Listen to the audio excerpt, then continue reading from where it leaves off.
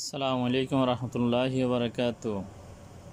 একটি সত্য কথা বলবো, জানি না আপনারা বিশ্বাস করবেন কি না।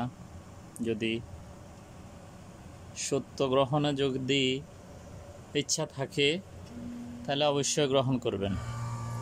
এই যে দেখছেন সৌদি আরবের খাজুরগুলো,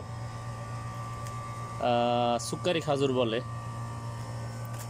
তো একটা কথা যেটা বলতে চাইছিলাম, সৌদি আরবের এই খাজুরগুলা আমাদের দেশের আমাদের আলেম ওলামারা, হুজুরেরা, খতিবেরা সবার কাছে কিন্তু খুবই সুস্বাদু, খুবই মিষ্টি।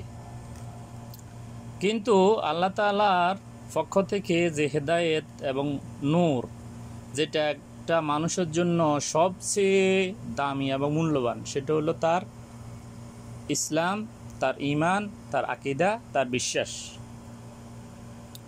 তো সত্য কথা হলো কি, এই সামান্য খাজুরকে আমাদের দেশের তথাকথিত কিছু আলেম, নামদারি আলেম সমাজ এই খাজুরকে যেরকম মিষ্টি মনে করে, তারা সেই লোকগুলা কিন্তু সৌদি আরবের ইসলামকে, অর্থাৎ সৌদি আরবের ইসলাম বলতে এটাই বোঝাচ্ছি যে এখানেই আমাদের শেষ নবী রাসূল সাল্লাল্লাহু আলাইহি ওয়াসাল্লামের জন্ম।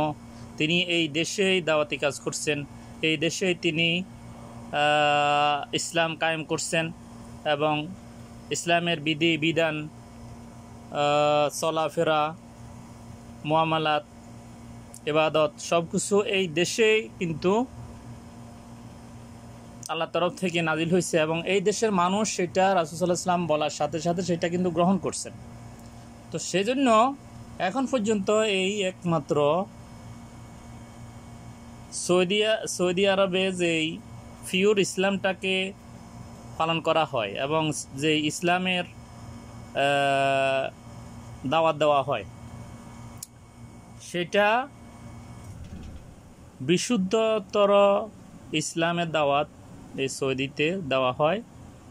এবং যারা সেই আলেমদের কাছাকাছি যেতে পেরেছেন, যাদেরকে তৌফিক দান করেছেন, একমাত্র তারাই বুঝবেন। তারা কি বলে, সৌদি আরবের আলেমরা কি বলে, আল্লাহ বলেছেন, রাসূল বলেছেন, এটার বাইরে কোনো যাওয়ার সুযোগ নেই। যে এই ইবাদতের জন্য বা আল্লাহ তাআলা বলেছেন এবং এই ইবাদতের পদ্ধতি রাসূল সাল্লাল্লাহু আলাইহি ওয়াসাল্লাম বলেছেন। কিন্তু আমাদের দেশে তো কিছু লোক সৌদি আরবের খাজুরটাকে মহামূল্যবান মনে করে, কিন্তু ইসলামকে তারা বিষ মনে করে।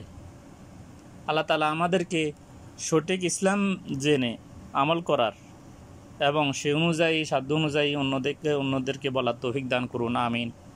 আসসালামু আলাইকুম রহমতুল্লাহি ওয়া বারাকাতুহু।